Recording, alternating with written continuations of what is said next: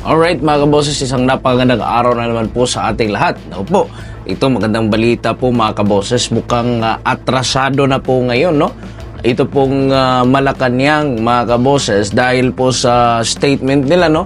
Na regarding po sa impeachment ni Vice President Sara Duterte. Ito pong si Palace Press Officer Claire Castro, Attorney Claire Castro mga kaboses. Nang tinanong po ito ng mga media kung ano ba yung stance ng Administrasyong Marcos regarding po sa bagong komposisyon ng senador ngayon, at sa posibleng magiging impact nito mga kaboses sa effort ng gobyerno sa pagpapatalsik kay Vice President Sara Duterte. At nagulat po tayo sa sagot ni Claire Castro na para bang kung ikumpara natin yung bagsik nila nung mga nakaraan before election mga kaboses, talagang grabe yung mga statement against the Dutertes. Pero ngayon po mga kaboses, after election, tayo po nagtataka kung bakit ganito na po yung stand ng Malacanang. Medyo paurong mga kaboses, paurong talaga. Kasi sinabi po ni Attorney Claire na wala roong anumang balita patungkol sa pagpursu, kung itutulak ba ni Pangulong Marcos ang impeachment, or sa impeachment trial po ni Vice President Sara Duterte. So ayon po kay Claire Castro na ito na po ay kanilang tinututulan, mga kaboses, at pinasisinungalingan na wala raw pong sinasabing anumang pagkumpiyansa mga kaboses na para mapatalsik o matanggal sa pwesto ang Vice Presidente mga kaboses.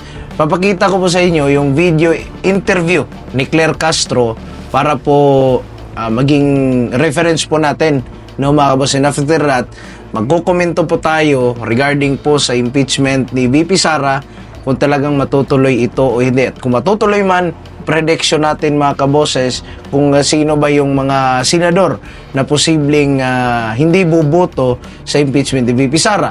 And also, ang forecast natin after the election mga kaboses, kasi medyo nag-iba talaga yung ihip po ng hangin after the 2025 midterm election mga kaboses. Pero bago po yung video, paki-subscribe, like and share po sa atin pong video ngayong araw, discussion natin mga kaboses, at click na rin yung notification bell para palagi po kayong updated sa lahat po natin na mga videos at lahat po ng talakayan natin mga kaboses regarding po sa mga issue ng ating bayan. Ngayon po, ito na po yung video mga kaboses, si Palace Press Officer Attorney Claire Castro.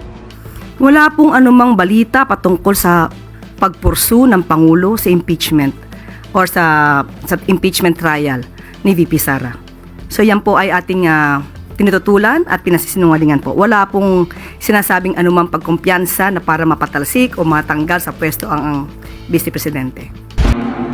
Yun, ang statement ni Attorney Claire Castro. Wala pong anumang balita patungkol sa pagpursu ng Pangulo sa impeachment draw or sa impeachment trial ni Vice President Sara Duterte.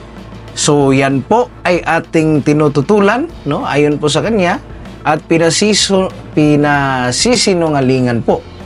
Wala pong sinasabing anumang pagkumpiyansa na para mapatalsik o matanggal sa pwesto ang Vice Presidente. Yan po yung statement ni Attorney Claire Castro. Now, bakit nag-iba yung ihip ng hangin, mga kaboses? Ikumpara natin yung before election, yung kanilang grabe po kasi yung kanilang palitan ng argumento ni Vice President Sara Duterte, at makikita po natin sa mga videos sa YouTube ni Attorney Claire Castro, lahat po ng presentation niya against po sa mga Duterte, mga kaboses. Puro komentaryo against sa Duterte, impeachment ni VP Sara, yung kalagayan ni former President Duterte sa dahig.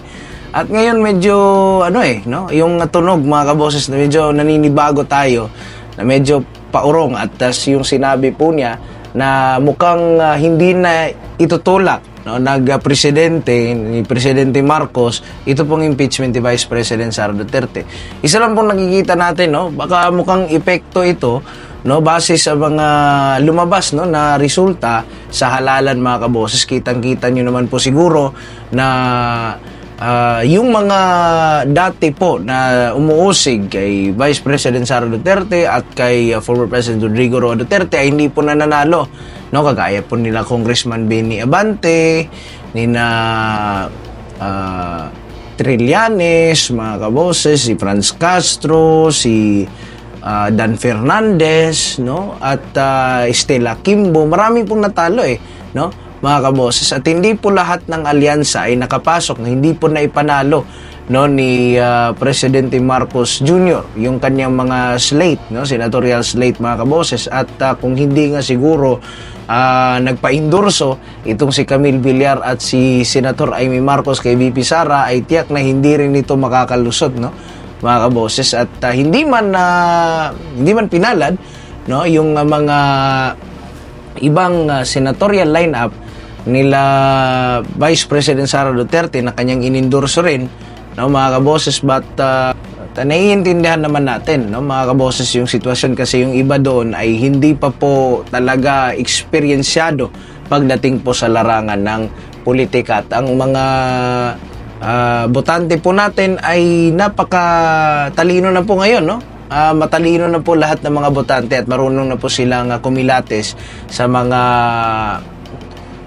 mga leader, no, mga kabos. At siguro sa nakikita natin dyan po, takot yung gobyerno natin ngayon kasi marunong na ang mga tao, at nangunguna pa rin yung mga kaalyado ni na Vice President Sara Duterte, at nakikita natin ngayon na marami talaga yung mga suporta mula po sa partido ni na Vice President Sara Duterte, mga kaboses. So siguro, no, nakita na nila yung figure, kaya mukhang atrasado na sila at careful na sila, mga kaboses. Now dito sa Senado, kasi nasa pambaraha, nasa Senado na, mga kaboses. So yung katanungan natin kung talaga bang ipupush yan ng Senado, mga kaboses, siguro hindi pa sila nag-usap, no, ni Presidente Marcos at ng Senado, mga kaboses, kung talagang itutuloy pa yan o magre-request si former President Presidente Marcos na wag na lang ituloy yung impeachment ni VP Sara, no. Unang-una kasi wala naman talagang wala talagang magandang may dudulot yung impeachment ni Vice President Sara Duterte. Ito lang pagkahati-hati, mga kabos. At sa dami po, no, ng sumusuporta pa rin ng Duterte family, ay expected po at na-anticipate po natin kung ano yung mga posibleng mangyari kung talagang may impeach si VP Sara, no, mga kaboses. Posible talaga na may maraming magagalit, no, magiging apektado.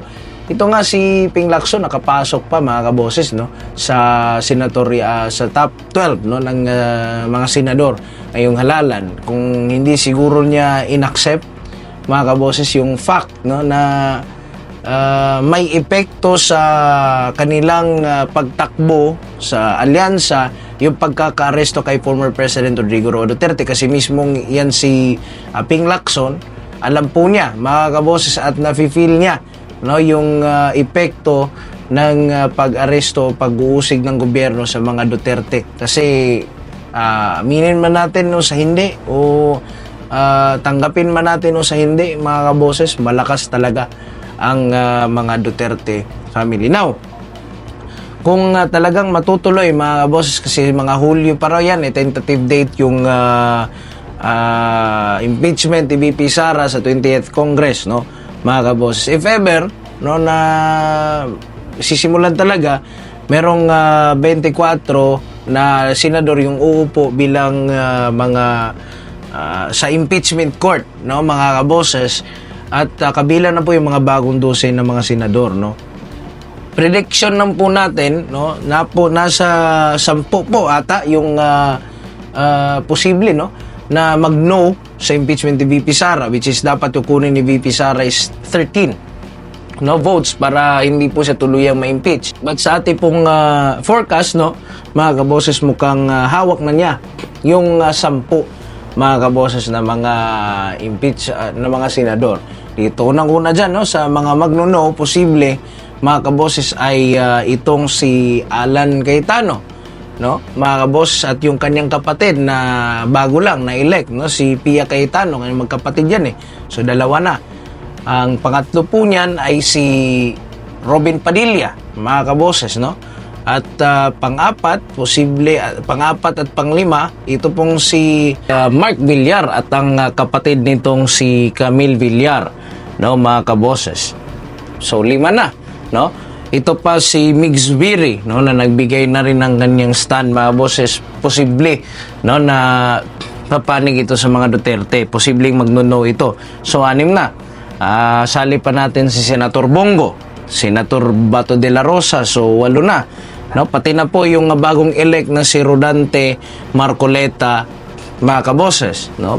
Meron ng siyam na, no, mga kaboses. At ito pong si Senator Amy Marcos for sure, no, kasi nakapagbigay na po ito ng pangako, no, sa mga tao, mga kaboses, o mga supporter ng mga Duterte na siya ay iba, no, iba sa mga Marcoses, mga kaboses. So yan po, no, si Senator Amy Marcos. So 10, no, yung nakikita natin na mga sure dito, mga kaboses. At yung iba pa po, no, na 14, ito pong sina JB Ejercito, Chis Escudero, Jingo Estrada, Wendy Gatchalian, Risa Ontiveros, Lauren Ligarda, Rapi Tulfo, Bam Aquino, Ping Lacson, Tito Soto, Lito Lapid, Erwin Tulfo at Kiko Pangilinan. Hindi pa po tayo sure, no, kung sinong magno-no dyan. So ang kukunin na lang since 10 yung forecast natin na posibleng magno, mga kaboses. So titingnan natin na posibleng kailangan ng 3, no, para maging majority yung vote, mga kaboses, na hindi ma-impeach si VP Sara. At sa magiging 13 yung boto para po manalo, no, yung kampo ni Duterte laban po sa impeachment trial. Sa atin po nakikita dito, mga posible po, mga posible, mga kaboses, na magno. Although 50-50 tayo at hindi tayo sure, but try natin, no, na mag forecast, mga kaboses, no. JV Ejercito, mukhang malabo ito. Chis Escudero, malabo rin ito. Jingo Estrada, no, posible pa. Kasi aliado ito sila noon pa man, no, mga boss. Jingo Estrada, pero di tayo sure, di pa tayo sure, but merong tendency. Wendy Gatchalian, wala na tayo dito. Risa Ontiveros, wala na tayong aasahan. Lauren Ligarda, wala rin po tayong aasahan. Bam Aquino, mga kabos, ito po yung mga, kasi may utang na loob si Bam Aquino, no, mga kaboses, regarding po sa kanya pong isinagawang batas, yung free tuition na pinirmahan po ni former President Rodrigo Roa Duterte, kahit labag po sa kalooban noon ng mga gabinete ni former President Rodrigo Duterte, mga kaboses, no. So may 2 na tayong possible. Erwin Tulfo, mukhang malabo, no, itong magkapatid na Tulfo, mga kaboses, malabo ito na makakuha ng boto. So, VP Sara. So, isa na lang kinakailangan natin, Kiko Pangilinan, malabo, Lito Lapid, at si Ping Lacson ang hindi po natin sure dyan, mga kaboses. So, yan, no, yung prediction pa lang naman natin yan, forecast pa lang natin yan, mga kaboses, kung yan ay ipupurso din. Pero sa nakikita natin, mga kaboses, mukhang paatras talaga yung Malacanang dito sa issue ng impeachment, at mukhang bumababa na po yung level nila, mga kabos, after po ng election 2025, no. Mukhang takot na sila, mga kabos. Kayo po, ano po yung reaction po ninyo regarding po sa issue nating napag-usapan ngayong araw, mga kaboses? Comment po kayo sa baba, like, share, and subscribe, mga kabos. Pakiclick na lang din ng notification bell para updated po kayo sa lahat po natin ng mga videos. God bless po sa inyo lahat, mga kaboses, at ako po yung nakasama, Kaboses Wins, para sa Standpoint Analysis. God bless po and bye-bye.